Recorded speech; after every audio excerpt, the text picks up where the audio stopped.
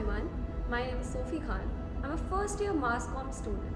Today I'll be talking about a topic that's very deeply personal to a lot of us Gen Zs. How social media and algorithmic culture shape the way we think, feel, and most importantly, the way we see ourselves. This topic is called the inner algorithm. Gen Z, social media, and body image, with the idea of decoding minds shaped by screens.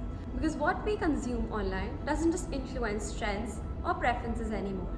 It slowly begins to shape our self image, our habits, our insecurities, and even our sense of worth. It doesn't just start small.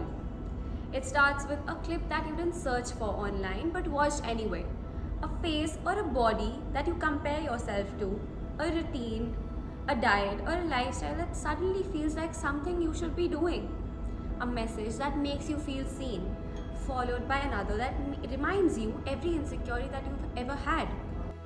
And slowly, the algorithm begins to shape you, not just what you see, but what you believe. Not just what you wear, or eat or follow, but what you think you should become. And that's what I mean by inner algorithm. It doesn't just happen all at once. It starts small. A clip that you didn't search for but watched anyway. A face or a body that you compared yourself to. A routine or a diet. And a lifestyle that you suddenly feel like you should be doing. A message that makes you feel seen, followed by another that reminds you of all of your insecurities that you've ever had. And slowly the algorithm becomes to shape you. Not just what you see, but what you believe. Not just what you wear, eat, or follow, but what you think you should become. That's what I mean by the inner algorithm. At some point, the feed stops being outside of us. It starts living inside of us. What makes this especially interesting for Gen Z is that we often are described as the most self-aware generation. We know the language, we talk openly about it, anxiety, burnouts, body image, disordered eating, and toxic online trends.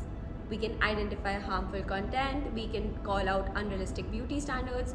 We know that the most of us, what we see online is curated, filtered, and yet we are affected by it. That's the contradiction. Awareness does not always equal to freedom.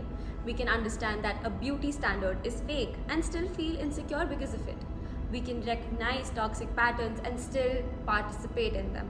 This is the psychological power of digital reputation. And this becomes most visible when we talk about body image.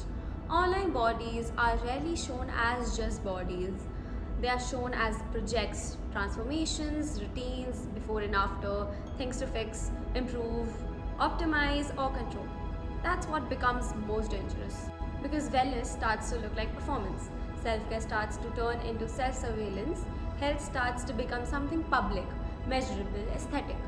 Soon can become obsession, progress can become comparison, and worth starts to feel like something that can be tracked down. Likes, views, compliment, validation.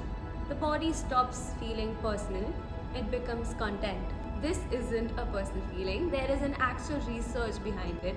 A study published in Cambridge University Press through European Psychiatry examined how platforms like Instagram and TikTok, Snapchat affect Gen Z's mental and emotional well-being. The study found that highly visual platforms, especially Instagram, can increase body dissatisfaction and contribute to eating disorders by constantly promoting unrealistic beauty deals. It showed that fast, overstimulating content can worsen anxiety, attention issues, and emotional exhaustion.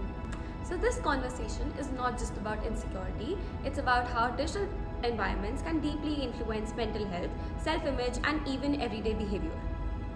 That is why I chose this topic.